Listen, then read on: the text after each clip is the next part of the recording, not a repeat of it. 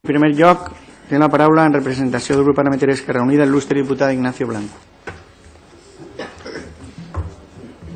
Gràcies, ahí. Bé, en primer lloc, voldria felicitar al senyor Montiel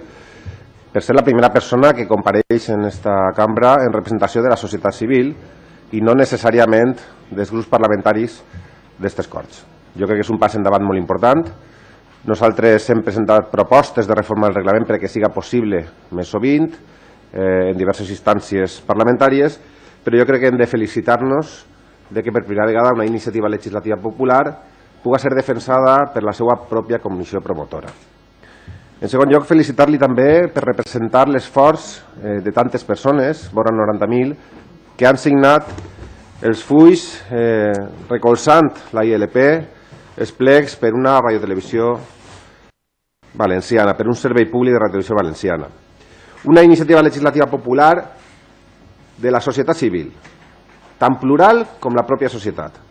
on han participat entitats de tot tipus, les universitats públiques valencianes, persones anònimes i també, cal reconèixer-lo, extreballadors i treballadores de radiotelevisió valenciana que continuen lluitant per la defensa d'un servei públic per als 5 milions de valencians i valencianes.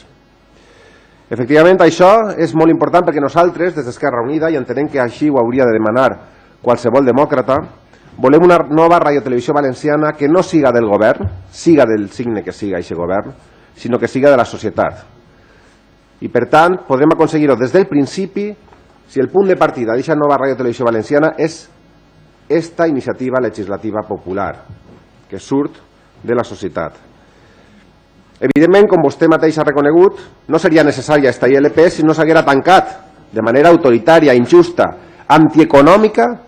la radiotelevisió valenciana que ja teníem, que no complia totes les exigències del servei públic, totes les exigències de vertebració del territori, totes les exigències de promoció de la nostra llengua, però que sí que podia fer efectiu els drets que nosaltres reivindiquem i que vostès han plantejat en esta ILP. La llibertat d'expressió, el dret a la informació, el pluralisme polític i social reconegut en l'article 9 de la Constitució espanyola, el dret a conèixer i a usar el valencià, reconegut en l'article 6 de l'Estatut d'Autonomia, que tots culminen en el que diu l'article 1 de la ILP, que l'objecte d'aquesta llei és donar contingut al dret del poble valencià a tenir uns mitjans de comunicació audiovisual públics i en valencià per a fer efectiu el dret col·lectiu a rebre i comunicar idees i informació en llengua pròpia. En aquest sentit, nosaltres sabem, jo crec que també ho sap, cadascun dels signants d'aquesta ILP, que la recuperació d'aquests drets no podrà vindre d'aquells que ens els han furtat, que avui copen la primera filera d'esta comissió, però que ens van furtar aquests drets apretant el botó en aquella jornada d'infaust record en el mes de novembre del 2013, quan el crit de no teniu vergonya es va sentir des de la tribuna i tots ells romangueren paralitzats després de consumar un dels majors atacs al nostre autogovern, a la nostra llengua i a les nostres senyes d'identitat com a poble. La recuperació dels nostres drets únicament seran possibles amb una nova majoria en aquestes Corts. Una majoria democràtica, plural, decent i també competent, que crega en l'autogovern i en la identitat del poble valencià i que siga capaç de donar llum a un govern capaç de gestionar els serveis públics. Això sí, ara tenim l'oportunitat en aquestes Corts d'aprovar aquesta iniciativa legislativa popular i que siga el punt de partida per a aquesta recuperació de drets i d'autogovern. Es podria aprovar perfectament, després de la seva tramitació, a principis de l'any 2015. I tal com marquen els terminis de la pròpia ILP, en 6 mesos podríem tindre un nou projecte de llei després d'haver escoltat als professionals, a les universitats, a totes les persones que tenen alguna cosa a dir en el sector audiovisual en una comissió parlamentària, per tal de tindre una nova llei de radiotelevisió valenciana que poguera donar llum a aquests mitjans de comunicació que necessitem i que no seran ni de lluny com el Canal 9 que van patir durant 20 anys. Hi ha pressa,